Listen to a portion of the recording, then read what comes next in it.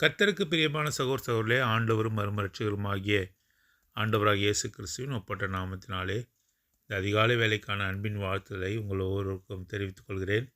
தியானிக்கும்படியாக தெரிந்து கொள்ளப்பட்ட வேத வசனங்கள் 1 சாமுவேல் 12ஆம் அதிகாரம் 1 சாமுவேல் 12ஆம் அதிகாரம் 22ஆம் வசனம் முதல் ஒரு சில வசனங்களை நாம் வாசிக்கலாம். 1 சாமுவேல் 12ஆம் அதிகாரம் 22வது வசனம் முதல் ஒரு சில வசனங்களை வாசிக்கலாம்.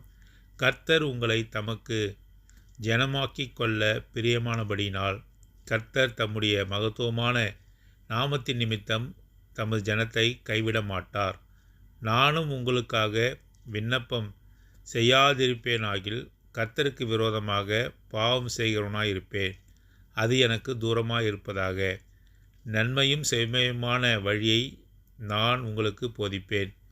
நீங்கள் எப்படியும் கர்த்தருக்கு பயந்து உங்கள் முழு இருதயத்தோடும் உண்மையாய் அவரை சேவிக்க கடவீர்கள்.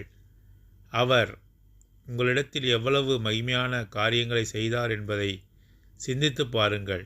நீங்கள் இன்னும் பொல்லாப்பை செய்வீர்களானால் நீங்களும் உங்கள் ராஜாவும் நாசமடைவீர்கள் என்றான். தேவன் தாமே இந்த வசனங்களை ஆசீர்வதித்து நம் அனைவரோடும் கூட பேசுவாராக.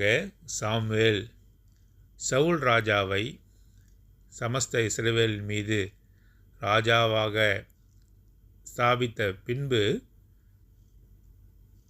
இஸ்ரவேலரோடு சாமுவேல் பேசுகிற வார்த்தையாக இருக்கிறது. தங்களுக்கு ஒரு ராஜா வேண்டும் என்று சொல்லி இஸ்ரவேல் ஜனங்கள் அங்கே புரட்சி செய்கிறதை பார்க்கிறோம். இஸ்ரவேல் ஜனங்கள் கர்த்தருடைய ஜனங்களாய் இருக்கிறார்கள். இஸ்ரவேல் ஜனங்கள் அவர்களை ஆளுகிறவர் கர்த்தர் என்பதை அறியாதிருந்தார்கள்.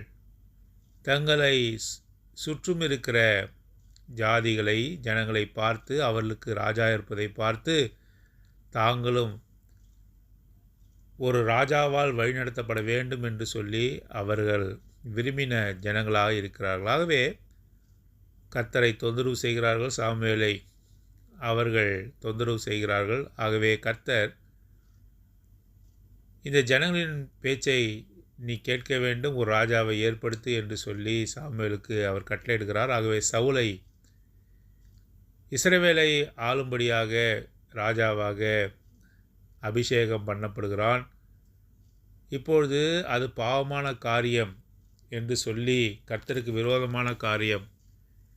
இஸ்ரவேலுடைய ராஜா கர்த்தர் என்பதை ஜனங்களுக்கு உணர்த்துகிறான். ஆகவே இதை குறித்து ஜனங்கள் மனம் வருந்துகிறார்கள். அப்பொழுது சாமுவேல் ஜனங்களை பார்த்து சொன்ன வார்த்தையைத்தான் நாம் வாசித்தோம். கர்த்தர் உங்களை தமக்கு ஜனமாக்கி கொள்ள பிரியமானபடினால் கர்த்தர் தம்முடைய மகத்துவமான நாமத்தின் நிமித்தம் தமது ஜனத்தை கைவிட மாட்டார். நீங்கள் பாவம் செய்தவர்கள், கர்த்தரை ராஜாவாக இருக்க படாதபடிக்கு அவரை நீங்கள் தள்ளினீர்கள். இப்பொழுது உங்களுக்கென்று ஒரு ராஜாவை ஏற்படுத்தி கொண்டீர்கள், உங்களுடைய விருப்பத்தை பூர்த்தி செய்து கொண்டீர்கள். ஆனாலும் கூட கர்த்தர் உங்களை கைவிட மாட்டார் என்று சொல்லி ஆறுதலான ஒரு வார்த்தையை கர்த்தர் சாமுவேல் மூலமாக இஸ்ரவேல் ஜனங்களுக்கு சொல்கிறார். கர்த்தர் உங்களை மெய்யாகவே கைவிட மாட்டார் என்று அவர்களுக்கு சொல்கிறதை நாம் பார்க்கிறோம். ஏனென்று சொன்னால் நீங்கள் அவருக்கு பிரியமான ஜனங்கள்.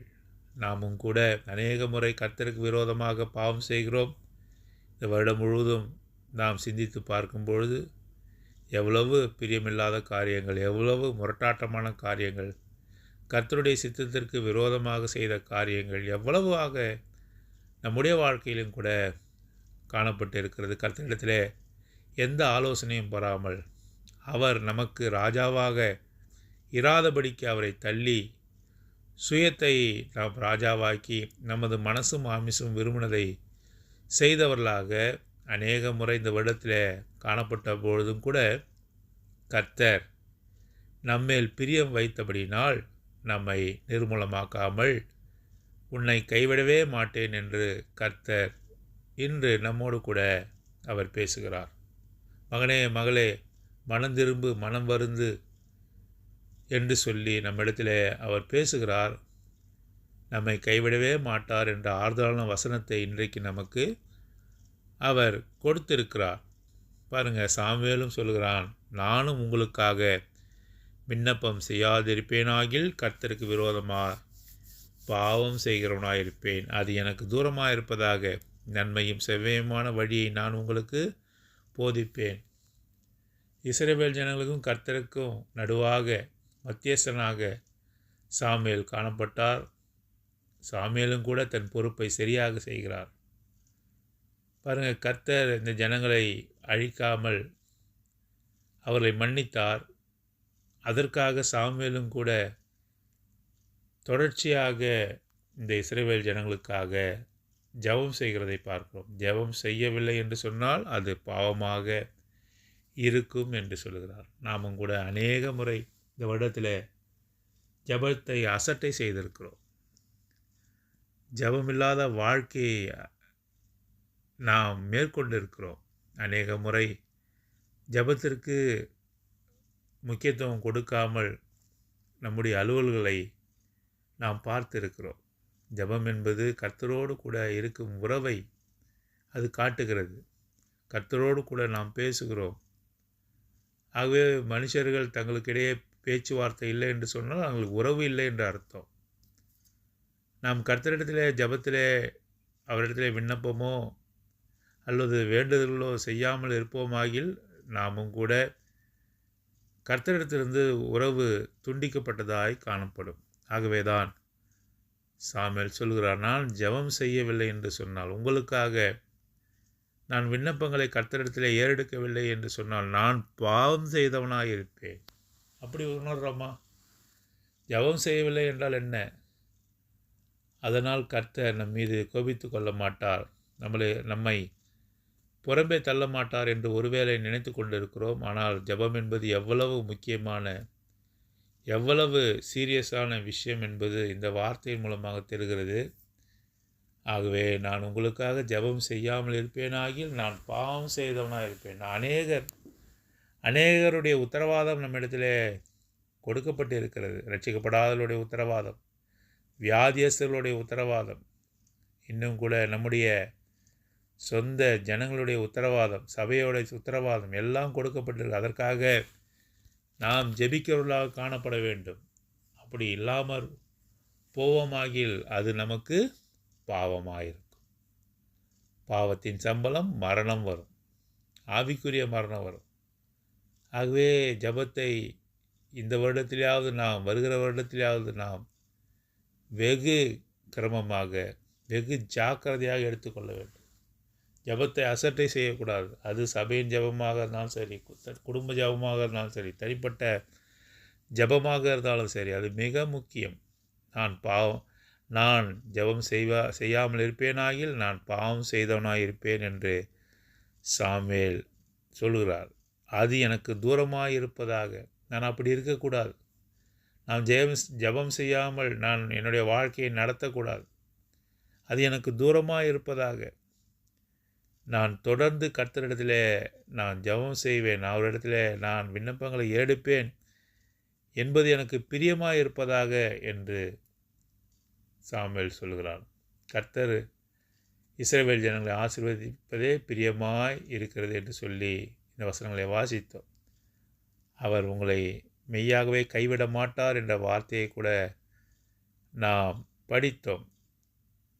உங்களை தமக்கு ஜனமாக்கி கொள்ள பிரியமானபடியினால் அவருடைய ஜனமாக நாம் இருப்பதற்கு எவ்வளவு பாக்கியமுள்ளவர்களாக காணப்படுகிறோம். நாம் பாக்கியசாலிகள். ஏனென்றால் அவர் தம்முடைய ஜனமாக, பிரியமுள்ள ஜனமாக நம்மை தேர்ந்தெடுத்து கொண்டார். நம்மை கைவிடவே மாட்டார். நீர் எங்களுக்கு ராஜா இல்லை என்று சொன்னாலும் கூட அவர்களை கைவிடாத தேவன் நம்மை கூட அவர் கைவிடுவதில்லை. நமக்காக பொறுமையாக இருக்கிறார். அவரை நோக்கி நாம் ஜெப விண்ணப்பங்களை ஏறெடுக்கிறவர்களாக, எப்பொழுதும் உறவாடுகிறவர்களாக காணப்பட வேண்டும் என்று கர்த்தர் விரும்புகிறார். அப்படி ஜெபம் செய்யாமல் இருப்போம் என்று சொன்னால் பாவம் செய்தவர்களாக இருப்போம் என்று சாமுவேல் சொல்கிறார். நான் உங்களுக்காக ஜெபிக்கவில்லை என்று சொன்னால் பாவம் செய்தவன். ஜெபத்தின் உத்தரவாதத்தை நான் நிறைவேற்றவில்லை என்று சொன்னால் நான் பாவம் செய்தவன். யாரெல்லாம் கர்த்தர் எனக்கு நினைப்பூட்டுகிறாரோ, யாருக்காக ஜெபிக்க வேண்டும், அழிந்து போவர்களுக்காக, தேசத்துக்காக, அநேக காரியங்களுக்காக ஜெபிக்க வேண்டும் என்று சொல்லி ஆவியானவர்னால் நான் உந்தப்படும் பொழுது, குறிப்பிட்டு காட்டப்படும் பொழுது நான் ஜெபிக்காமல் சோம்பேறித்தனமாக நான் வாழ்க்கையை நடத்துவேன் என்று சொன்னால் நான் பாவம் செய்தவனாக இருப்பேன். எவ்வளவு முக்கியமாக ஆண்டவர் நம்மிடத்தில் பேசுகிறார். முக்கியமான காரியத்தை குறித்து அவர் நம்மிடத்தில் பேசுகிறார். நீங்கள் எப்படியும் கர்த்தருக்கு பயந்து உங்கள் முழு இருதயத்தோடும் உண்மையாய் அவரை சேவிக்க கடவீர்கள். அவர் உங்களிடத்தில் எவ்வளவு மகிமையான காரியங்களை செய்தார் என்பதை சிந்தித்து பாருங்கள். எப்பொழுதுமே பழசை மறக்கிறவர்களாக இருக்கும். அவர் நமது வாழ்க்கையிலே என்ன செய்தார், இந்த வருடத்திலே என்ன செய்தார் என்பதை மறந்து விடுவர்களாக இருக்கிறோம். நமக்கு ஞாபக மறதி அநேகமாக இருக்கிறது. அவர் செய்த நன்மைகளை மறந்து சிறு சிறு காரியங்களுக்காக கர்த்தரை வெறுக்கிறவர்களாக, கர்த்தரிடத்திலே முறையிடுகிறவர்களாக, முறுமுறுக்கிறவர்களாக காணப்படுகிறோம். ஆகவே சாமுவேல் இஸ்ரவேல் ஜனங்களிடத்தில் சொல்லும்பொழுது அவர் உங்களுக்கு என்ன செய்தார் என்பதை சிந்தித்து பாருங்கள். 3 காரியங்களை பார்த்தோம். முதலாவது, அவர் நம்மீது பிரியமாய் இருக்கிறார். நீங்கள் பிரியமுள்ள ஜனங்கள், உங்களை கைவிடவே மாட்டார். நாம் அவரை மறுதலித்தாலும் அவர் நம்மை மறுதலிக்காத தேவன். நீர் எங்களுக்கு ராஜாவாய் இருக்க வேண்டாம் என்று சொன்னாலும் கூட அவர்களை கைவிடாமல் இருக்கிறார் என்பதை நாம் பார்க்கும்பொழுது எவ்வளோ மன உருக்கமுள்ள தேவன் என்பதை இந்த வசனங்கள் நமக்கு காட்டுகிறது. நாம் சுயத்தை சார்ந்து வாழ்ந்தோம், அவருடைய சித்தத்தின்படி நாம் செய்யவில்லை. இருந்தபொழுதும் நம்முடைய ராஜாவாக அவர் மாறினார். அவர் இப்பொழுதும் அப்படித்தான் இருக்கிறார். இரண்டாவதாக நாம் பார்க்கும்பொழுது, நான் உங்களுக்காக ஜெபம் செய்யவில்லை என்று சொன்னால் நான் பாவம் செய்தவனாக இருப்பேன் என்று சாமுவேல் சொல்கிறான். நமக்கு கொடுக்கப்பட்ட ஜெப உத்தரவாதத்தை நாம் தட்டி கழிப்போம் என்று சொன்னால், நாம் யாரெல்லாம் ஜெபிக்க வேண்டும் என்று சொல்லி பரிசுத்த ஆவியானவரால் குறிப்பிட்டு காட்டப்படுகிறோமோ அவையெல்லாம் நாம் புறக்கணித்தோம் என்று சொன்னால் நாம் பாவத்துக்குள்ளான ஜனங்களாக இருக்கும். அப்படி இருக்க வேண்டாம் என்று சாமுவேல் மூலமாக கர்த்தர் நம்மிடத்தில் பேசுகிறார். அது எனக்கு தூரமாக இருப்பதாக, நாம் ஜெபிக்காமல் இருப்பது எனக்கு தூரமாக இருப்பதாக. எப்பொழுதுமே நாம் ஜெபிக்க வேண்டும். Continuously pray,